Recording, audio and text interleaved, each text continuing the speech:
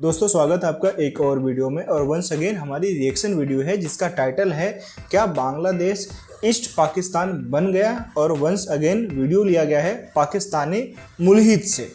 ठीक है, आपको पता होगा कि बांग्लादेश में बहुत सारी चीज़ें चली हैं और अभी के लिए जो वीडियो का टाइटल है इसको अगर कॉन्टेक्स्ट में अगर रखें तो आपको पता होगा कि जब पार्टीशन हुआ 1947 में तो दो पाकिस्तान बना। पाकिस्तान के दो हिस्से हुए, एक ईस्ट पाकिस्तान और एक वेस्ट पाकिस्तान। जो अभी करंट में पाकिस्तान है वो वेस्ट पाकिस्तान था और जो अभी करंट में बांग्लादेश है वो कभी ईस्ट पाकिस्तान हुआ करता था। इन बिटवीन अगर मुझे लगेगा तो मैं अपने भी ओपिनियन, अपनी भी राय यहाँ पे शेयर करूंगा, साथ में कमेंट बॉक्स में आपके ओपिनियन भी जानने की कोशिश करूंगा।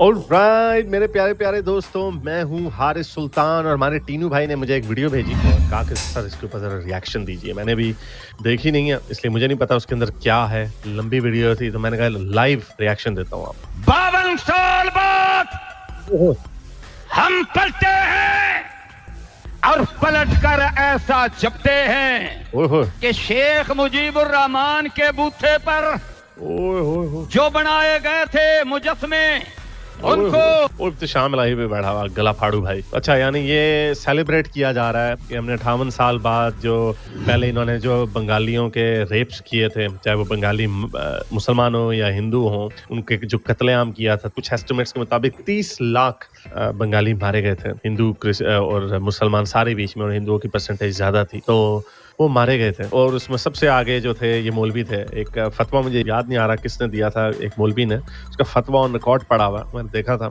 उसने कहा था कि लौंडी बनाना जायज़ है बंगालियों की, हिंदू औरतों को लौंडी बनाना जायज़ है, जो कि बिल्कुल ठीक है। तो यहाँ से जत्थे भी गए थे और जो पाकिस्तान आर्मी थी उन्होंने भी लौंडियाँ बनाई थी जिनीवा कन्वेंशन के खिलाफ। 1971 की जंग में हिंदू औरतों को इन्होंने लौंडियाँ बनाया था और ये मौलवियों ने दिए थे जमात इस्लामी ने। तो जो वहाँ पर जो एस्टेब्लिशमेंट थी, जाहिर बात है वो बड़ी एंटी पाकिस्तान थी और उन्होंने मौलवियों को बड़ा, जमात इस्लामी के मौलवियों को फांसियां भी दी, उनको डंडा भी तो उनके रखा। जाहिर बात है उन्होंने एक नेशनलिज्म को फरोग देना था। तो अब ये मौलवी बड़े खुश हो रहे हैं, इनको शर्म नहीं आती, टिड्ड तोंदे काट के बैठे हुए, उनको शर्म नहीं आती किस तरह की हरकतें कर रहे हैं। हथौड़ों से तोड़ा जा रहा है और कायदे आदम की तस्वीरें बांग्लादेश के हुकूमती दफातर में आवेदा की जा रही है। ये तो कोई नहीं हुआ, ये मेरा ख्याल कोई एक आधी आ गई होगी, मैंने कोई खास नहीं देखी। तो ये मौलवी बस हमें खुश हो रहे हैं एवं। मुझे याद आ रहा है जब ये हो रहा था ना काम, तो बहुत सारे पाकिस्तानी खुश हो रहे थे कि बांग्लादेश और पाकिस्तान दोबारा मिल जाएंगे और ईस्ट और वेस्ट पाकिस्तान बन जाएगा और हम दोनों तरफ से इंडिया को घेर लेंगे और इस दफा हम इंडिया को पकड़ लेंगे।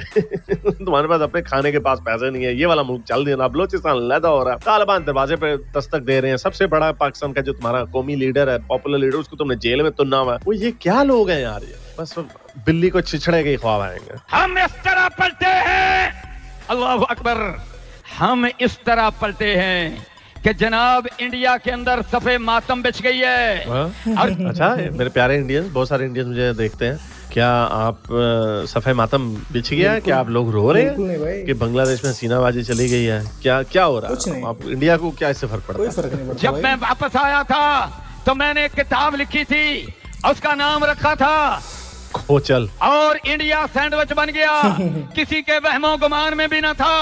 आज अल्हम्दुलिल्लाह बांग्लादेश के अंदर नारे लग रहे हैं, हम भी रजाकार, तुम भी रजाकार। रजाकार कौन है? जिन्होंने 71 के अंदर पाकिस्तान का साथ देकर कुर्बानियां दी थी।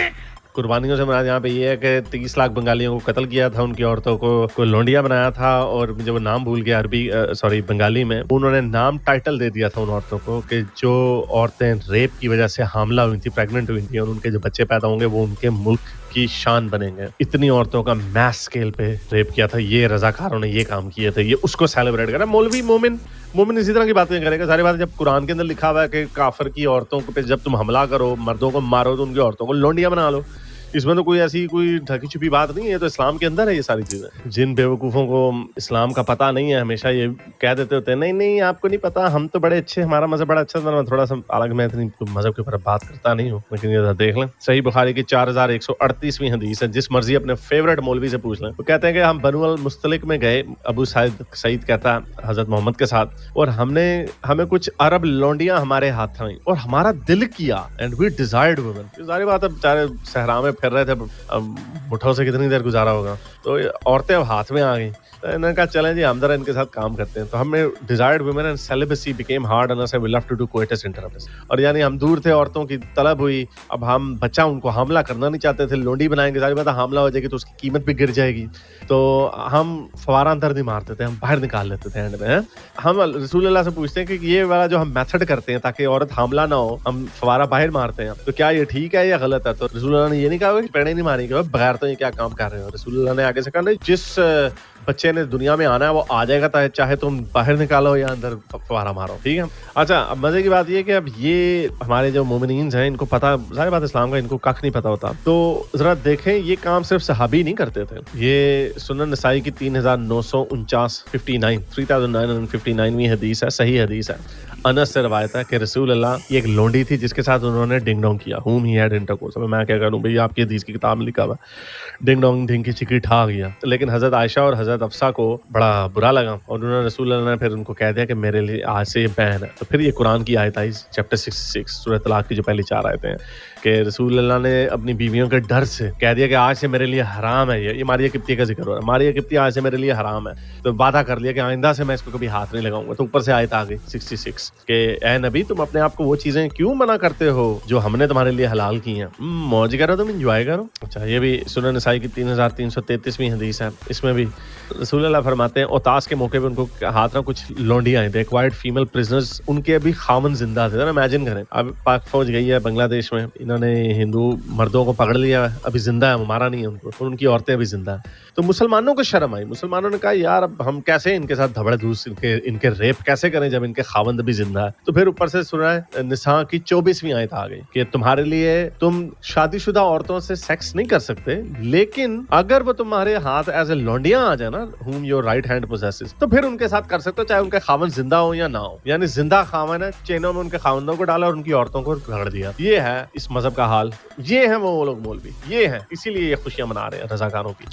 इकबाल ने एक शेर कहा था, मतलब उसका ये है कि हमारा पलटना, हमारा झपटना, और फिर पलट पलट के झपटना, झपट झपट के पलटना, और फिर पलट पलट के झपटना, झपट झपट के पलटना। मुझे लगता है कि लोंडी के ख्वाब इसको आ रहे हैं, पलटना, पलट के झपटना। और बगैरता मौलविया को शर्म कर, शर्म इंसान, शर्म करो। खून गर्म रखने का है एक बहाना, और खून गरम, देखो उनके शेर भी देखो कैसे हैं। उन्होंने समझा था हमारा खून फ्रिज में डाल दिया गया है, फ्रीजर में लगा दिया गया है, जमा दिया गया है, उन्हें नहीं पता था ओए ये फ्रीजर में नहीं लग सकता। आज अल्हम्दुलिल्लाह इंडिया को पता चला, दुनिया को पता चला है ये खून गरम है, ये पलट के झपटा है बांग्लादेश में। फिर पाकिस्तान का नारा लगा है, पाकिस्तान का मतलब क्या? ला इलाहा इल्लल्लाह। यार टीनू ये क्या देख दिया आपने मुझे ये क्या देखा मैंने? तो बहरहाल आते, this is just probably this is going to be a comedy video ना, इसको सीरियसली नहीं लेना। क्या लिया इसमें, कोई भी सीरियस नहीं ले सकता, कोई भी पढ़ा लिखा समझा पाकिस्तानी भी इसको सीरियस नहीं लेगा, लेकिन ये वही बेशरम को, बड़े बेशरम कोई इनका हाथ। तो भाई वीडियो बहुत छोटी सी थी, छोटी सी मतलब जो एक्चुअल वीडियो है काफ़ी बड़ी होगी, और इसमें मुझे नहीं लगता कि इनको भी वो चीज़ नहीं लगा और मुझे भी वो चीज़ फील नहीं होता कि वो सब चीज़ यहाँ पे शेयर करना चाहिए। कहने का मतलब है कि जिस तरीके की बकचोदियाँ लोग करते हैं, ठीक है, उनको बस उतने तक ही समझा जाए तो ज़्यादा बेहतर होगा। अदरवाइज़ इंडिया को कुछ ज़्यादा भाई प्रॉब्लम नहीं है, बांग्लादेश में जो हुआ तो हुआ, वो शेख हसीना और बाकी लोगों का ही लुकआउट था। हाँ, अगर बॉर्डर के इस पार कुछ होगा, हाँ प्रॉब्लम हमें वहाँ पे हुआ जब वहाँ पे माइनॉरिटीज़ पे और ख़ास करके हिंदूज़ पे जिस तरीके का अटैक वहाँ पे करा गया, जिस तरीके को उनको टारगेट करा गया, वो उस समय भी भाई हमारे लिए एक पॉइंट ऑफ कंसर्न था, अभी भी है और आगे भी रहेगा। Apart from that Sheikh Hasina आई गई, तख्ता पलट हुआ, उससे कोई फ़र्क नहीं पड़ता जब तक कि बॉर्डर से इन्फिल्ट्रेशन इधर ना हो। तो ये थी मेरी अपनी ओपिनियन, आपकी ओपिनियन क्या भाई प्लीज़ कमेंट बॉक्स में जरूर बताना। मिलते हैं एक और वीडियो के साथ में, तब तक के लिए भाई वीडियो को लाइक भी कर लेना, प्यारा से कमेंट भी कर। अभी तक अगर आपने चैनल को सब्सक्राइब नहीं किया होगा तो प्लीज़ कर लेना, बहुत सारी वीडियोज़ में आपके समय से लाते रहता हूँ। जय हिंद।